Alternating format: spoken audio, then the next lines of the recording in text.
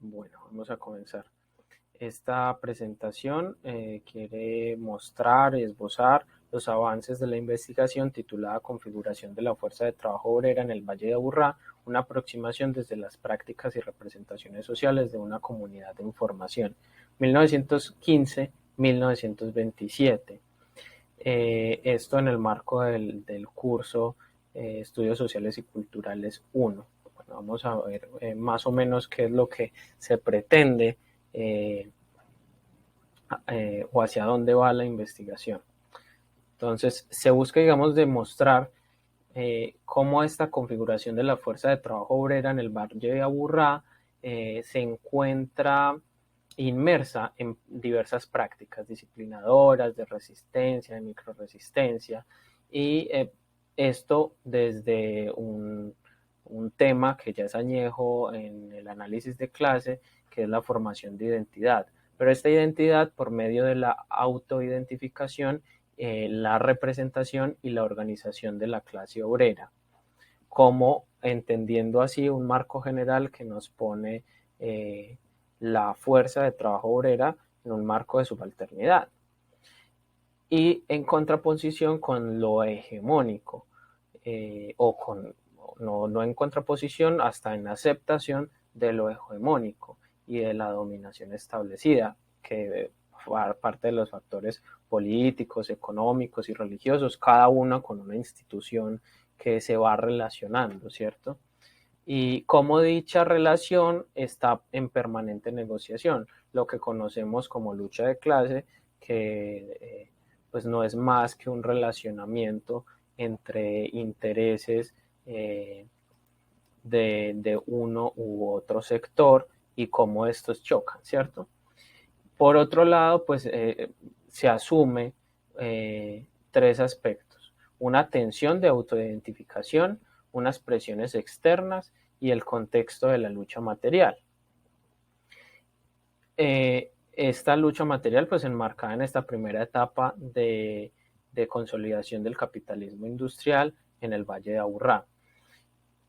A partir de acá, en la intersección de estos tres puntos, podemos encontrar cómo se refleja la vida obrera y cómo se construyen o se limitan o posibilitan los sujetos y las colectividades, ¿cierto? Entonces vamos a comenzar.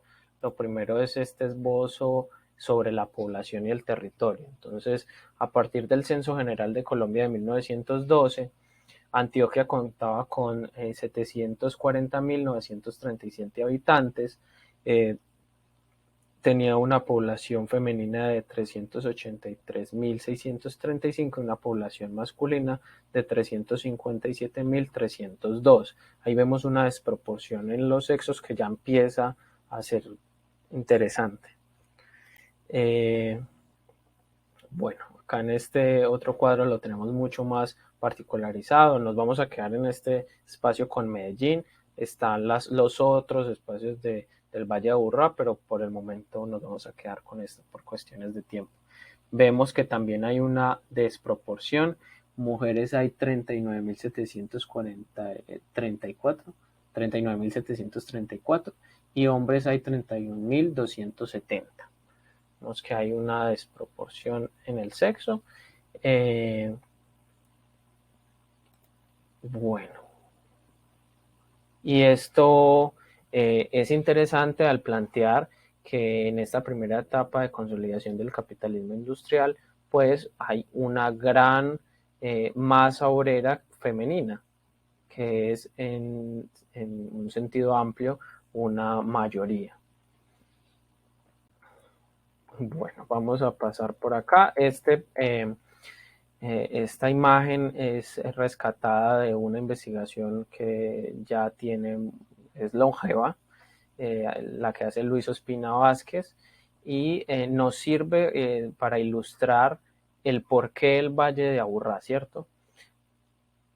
¿Por qué no Medellín y ya? Porque Medellín, aunque es un centro industrial, se empieza a consolidar como un centro industrial, pues también vemos cómo necesariamente se interrelaciona con otros espacios industriales o focos industriales en el Valle de Aburrá. Y esto nos hace una conexión directa con la muestra representativa de las actas de inspección de fábrica, que es otra de las fuentes importantes para esto, pues nos enfoca hacia esta dimensión, porque la muestra pues va hacia Bello, Caldas, Envigado, La Estrella, Itagüí, Medellín, y pues Robledo está separado. Robledo por Fundiciones y Talleres Robledo, que pues cambia su nombre apenas se está iniciando este proceso de las actas de inspección de fábrica, y bueno, eso genera que podamos tenerlo así en las actas de inspección de fábrica, y que es un taller importante. Bueno, por otro lado, queda de tarea, digamos, crear un mapa que haga explícito esos relacionamientos y limite esas posibilidades pues, geográficas, eh, para darle mucha más coherencia a- al sentido de por qué el Valle de Aburrá, ¿cierto? Ahora vamos a ver mucho más particularizado la población de obreros, en este caso de Medellín. Acá hay varias cositas que mencionar, y es que, pues aunque no podamos comparar muy bien estas dos tablas, sí podemos hacer más o menos una aproximación y nos habla de los factores contextuales del momento. ¿Por qué no la podremos poner en relación las dos? Es porque vean que a partir de 1920 se hacen estadísticas a partir de 88 establecimientos, y en el lado de los obreros, a partir de las actas de inspección de fábricas, pues se hace un total de empresas de 40 empresas, ¿cierto? Entonces ya hay una variación ahí en el mismo año, entonces hay que plantearlo de esa manera. Igualmente, aunque es el doble, pues podemos ver que sí hay una mayoría femenina, ¿cierto? Entonces, por eso, digamos, es importante traer a colación esto. El por qué se utiliza mano de obra femenina en la primera etapa de la consolidación de, de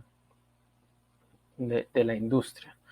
Y esto es por lo menos interesante porque nos pone a pensar eh, en función de las explicaciones que se han generado. Una de ellas es que por, la, por la delicadeza. Pues yo entiendo que es un lugar común expresarlo así. Puede ser que en la época sí hubiese un, un planteamiento desde ahí, pero también está un lugar común que es disponer de que la mujer eh, estuviese en el hogar, fuera del hogar, y no tuviese cabida en el ambiente público. Entonces eso pues sí es un factor, pero hay que matizarlo un poco. Y más porque, claro, la mujer le permite la fábrica pues descolocar esas formas tradicionales, aunque los poderes hegemónicos intentan con los patronatos, con algunos dispositivos, generar ese tipo de control desde otras formas más modernas, y en ese caso más eh, pues que posibilitan un mayor control en ciertas cosas. Vamos a pasar rápidamente. Vemos por acá el salario, que es importante mencionar que aunque habían más mujeres que hombres, el salario es evidentemente inferior. Eh, ¿Por qué es inferior? La misma eh, contexto de la época no es un fenómeno solo de acá, es un fenómeno latinoamericano, es un fenómeno que se dio en los primeros países que se industrializaron, a la mujer se le pagaba menos que el hombre. Y bueno, también ese interés de tener mano de obra barata, la posibilidad de que fuera muy barata, pues se da en estos términos.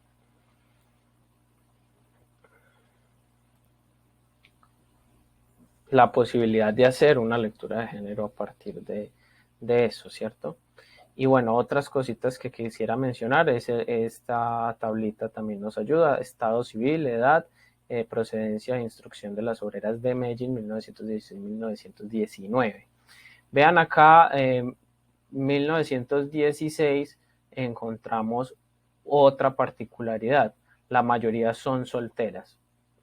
Otro lugar común y es este sentido de casadas o mamás eh, con, con la disposición de las fábricas eh, se intenta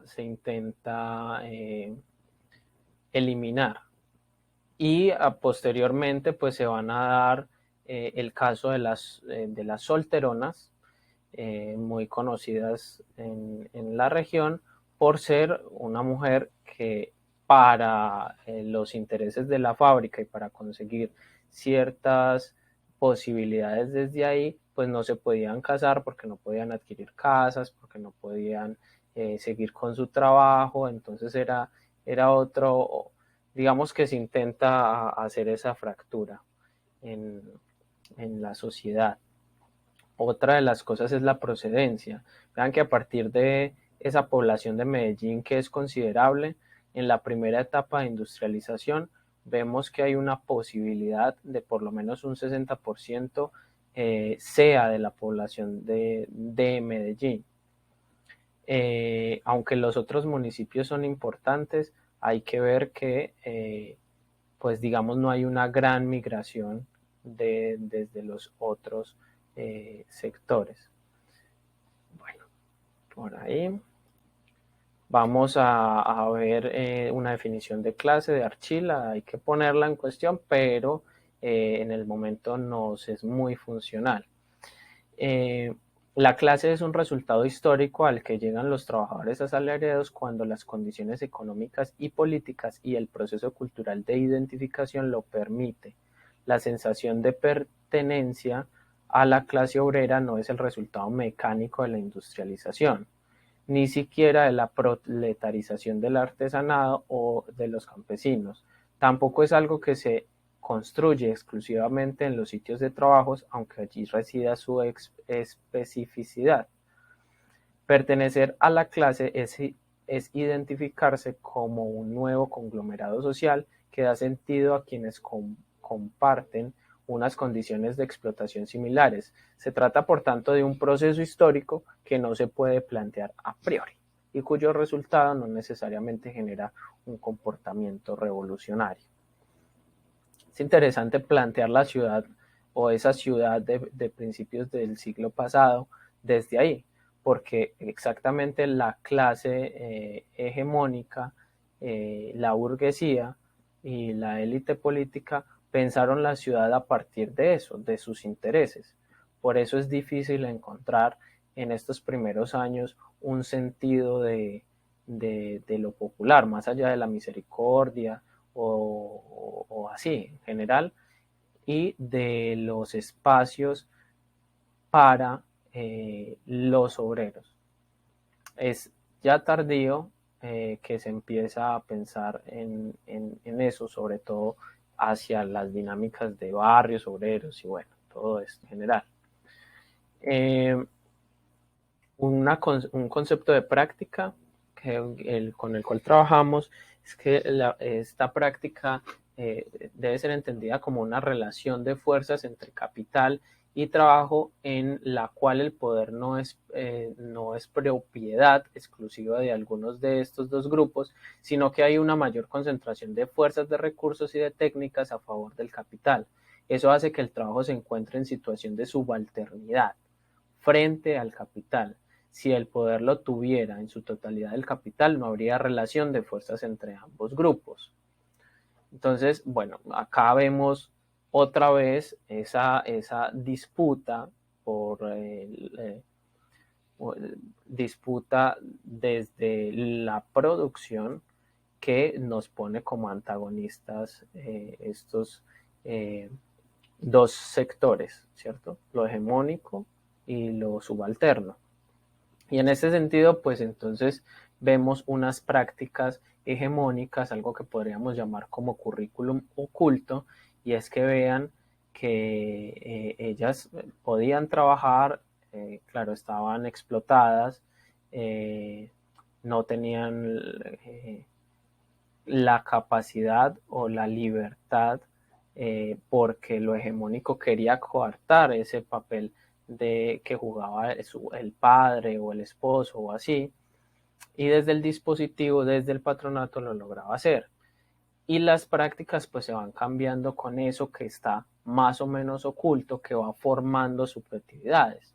Entonces, el hecho de que estén acá todas arrodilladas en esa posición, el padre que está atrás, el cuadro, eso ya genera unas dinámicas que van formando la identidad y que van posibilitando o limitando ciertos relacionamientos. Por otro lado, hay experiencias de resistencia, como es el periódico El Luchador. El Luchador es una experiencia que dura aproximadamente un año, si no estoy mal, y pues hay una representación de la subalternidad de los obreros, pero también se pueden esbozar voces de obreros a partir de él. Y se puede encontrar entonces una práctica de resistencia a partir de ahí, que es la huelga como dinámica de la fuerza de trabajo obrera en el Valle de Aburrá y bueno, en general. Y dice así: obreras rebeldes que no quieren continuar bajo el yugo del amo explotador y se retiran en un momento dado, cueste lo que cueste, de esa cárcel oscura de la fábrica, donde toda inquietud tiene su asiento y en donde todo ruido monótono hace su habitación. Vean esa relación entre fábrica y fábrica y cárcel, es interesante pensarlo desde la época. Estaba permeado, eso sí, y estaba atraído hacia los discursos de la época. La Revolución Rusa hace poco se había dado, pero también acá se estaba leyendo a Lenin, se estaba leyendo a Marx. Luis Tejada va a escribir de la muerte de Lenin en un periódico. Eso nos hace entender que acá se estaban discutiendo los debates del mundo y la posibilidad de la clase obrera a través de su conciencia e intereses de clase pues llegar al poder. Bueno, y ya pues Archila Neira nos muestra que esto no es así de simple. Ese era el ideal, digamos, pero a partir de ahí pues estaban entre esas dos relaciones. Las prácticas se van construyendo a partir de esas relaciones, de los intereses y de las particularidades de los contextos. Un tema del que quiero tratar y es el tiempo como mecanismo de control de un dispositivo para generar disciplina. Esas disciplinas enmarcadas en un discurso de ética de trabajo, del taylorismo, de cierto, todo esto va encasillado. Otra vez, un texto de Tejada, un cronista muy importante, y dice: sería preferible que el reloj no existiera. Por eso y por otras muchas cosas, en Medellín, al menos, es un adminículo perfectamente inútil, porque para que un reloj cumpla su destino, no le basta que sea perfecto en sí, sino que ha de serlo también en relación con los otros relojes. En nada es tan indispensable la uniformidad exacta como en este asunto de horas. Si mi reloj y el de usted, señor lector, tiene 10 minutos de diferencia y ambos a la vez no marchan igual al que la estación de ferrocarriles o al de la oficina donde trabajamos, ¿de qué nos sirven a la estación, a la oficina, a usted y a mí nuestros relojes? Si, como sucede a menudo, el reloj de San Francisco marca una hora y el de San José otra, y el de la catedral otra diferente. ¿No cree usted, señor lector, que el obrero que viva en Las Palmas y se sigue por el reloj y se guíe por el reloj de San Francisco tendrá, al llegar a su taller en el otro extremo de la ciudad, algún serio contratiempo que pueda traducirse en multa o suspensión de trabajo? La cuestión puede reducirse a un dilema o abandonar los relojes para siempre o hacerlos uniformes. Nosotros preferimos lo primero. Vean que acá hay una fotografía de la primera planta eléctrica y al fondo se ve el reloj como un espacio particular en la fábrica, ¿cierto? Y es interesante que Tejada hable del obrero, de las dificultades, de las formas de disciplinamiento con multas, con suspensiones hacia el obrero y también esa construcción y esos primeros vestigios del tiempo como poder de control. Y es interesante porque pues nosotros tendemos a normalizar mucho eso, pero vean que no es tan así, es todo un proceso que va llevando a que a la aceleración y a la capacidad de controlar los tiempos perfectamente. Bueno, por otra parte, vemos estas dos discusiones, que es desde los dispositivos, como ya veníamos hablando, es una formación histórico-social situada en el orden general, capaz de aglutinar en forma de red y de dar sentido a una multiplicidad de elementos heterogéneos, tanto prácticos como discursivos. Estos elementos heterogéneos de la red involucran a individuos mediante un funcionamiento que implica un proceso de reabsorción, captura o control de estos, produciendo formas de subjetividad. Listo. Entonces, claro, estos dispositivos necesitan de la disciplina, ¿cierto? Y para esta disciplina, para volverse técnica de control y sujeción de los cuerpos, debe apelar a los discursos. Y estos discursos son de todo tipo, pero pues tenemos un marco general, estos discursos que actúan como aparatos de saber y conocimiento en relación a los cuerpos que se pretenden someter. Estos discursos que asumen la forma de un corpus de normas construyen saberes y códigos propios de las ciencias humanas que, si bien circulan por otros carriles, son complementarios al discurso de la ley o de la regla jurídica en el ejercicio del poder. Entonces vemos la norma como un discurso hegemónico que puede establecer una técnica de control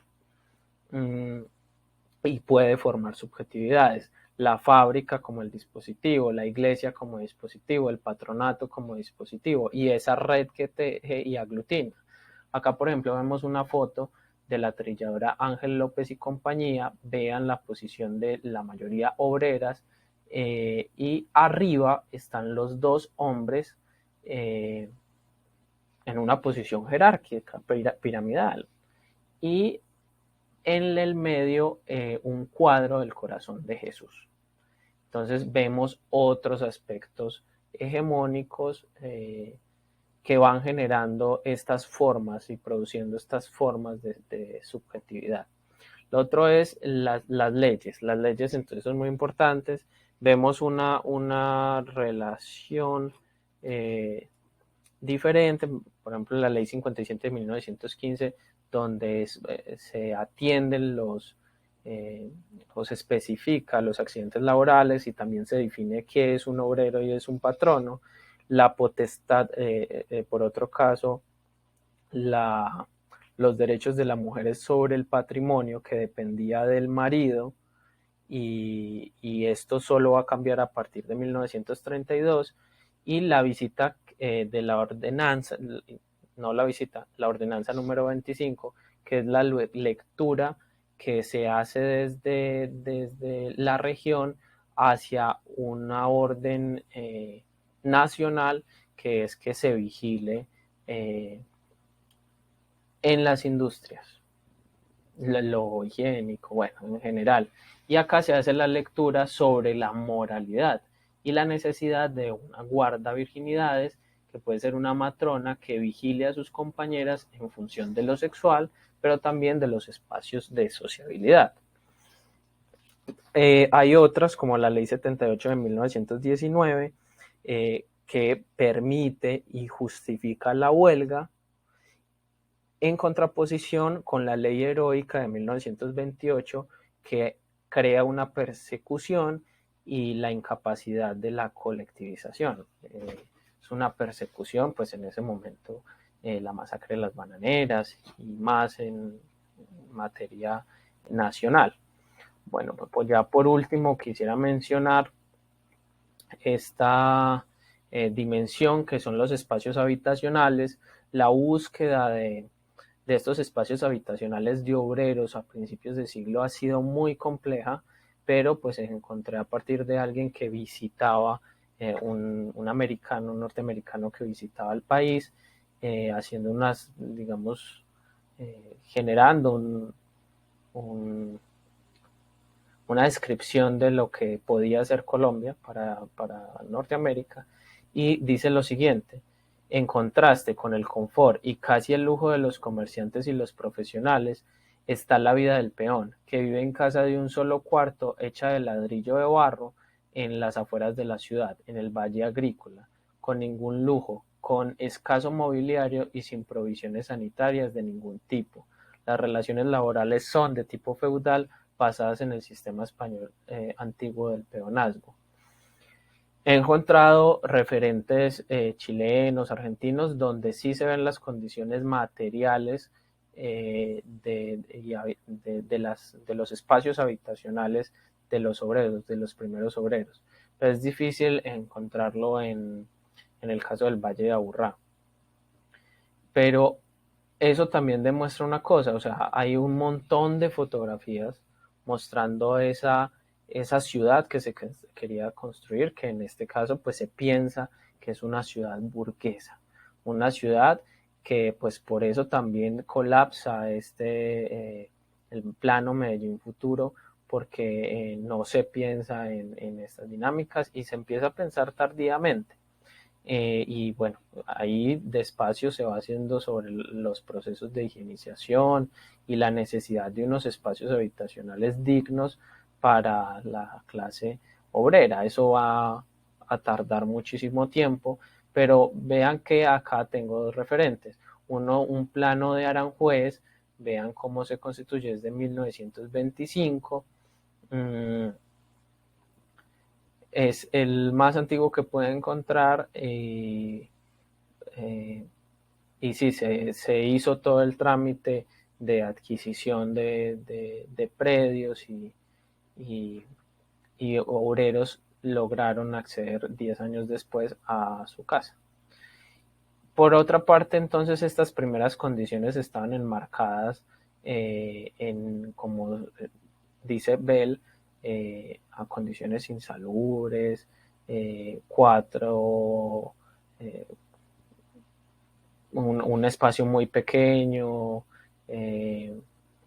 y así con condiciones muy precarias. En este caso, pues pongo el ejemplo, se ve como una familia y al lado tiene parece tener como unas relaciones con, con lo cerámico, pero permite entender, por lo menos dimensionar, los espacios habitacionales. Como espacio también otra vez marca una, eh, una condición de subalternidad y marca también esa diferenciación radical entre los poderes hegemónicos y lo subalterno. Bueno, entonces vamos acá. Por último, quería mencionar algo que pues ha posibilitado mucho a través de el curso, y es esa lectura que se ha hecho no solo de Marx, sino de Weber, porque hasta donde, digamos, se había desarrollado, pues había planteado la lectura marxista, pero creo, y pues también Eric Olin Wright lo señala, como esa necesidad de un análisis integral de clase. Entonces, claro, vean que acá este esquema es muy sencillo, relaciones de poder y de normas jurídicas que dan a la gente control efectivo sobre recursos. ¿A quiénes se los dan, cierto? A los poderes, ¿cierto? Al poder hegemónico, pero que son relaciones entre lo subalterno y los poderes que están en constante debate. Entonces hay un cierre social, un acaparamiento de oportunidades entre las posiciones de la sociedad y pues hay una posición dentro de las relaciones de dominación y explotación en la producción, hay un conflicto por producción que es la lectura marxista y y hay una lectura beberiana que dice posiciones dentro de la relación de mercados, empleos y ocupación y conflicto por la distribución, agregando también por el consumo, ¿cierto? Entonces, bueno, por último también hay que desarrollar más esto y el concepto de identidad que también es fundamental para el trabajo, pues se puede esquematizar como esa, ese paso entre el contexto socioeconómico, las prácticas disciplinadoras y la resistencia. Y cómo esto, como planteábamos anteriormente, pues es el resultado de, de distintas formas de subjetividad. Y bueno, eso es todo. Muchas gracias.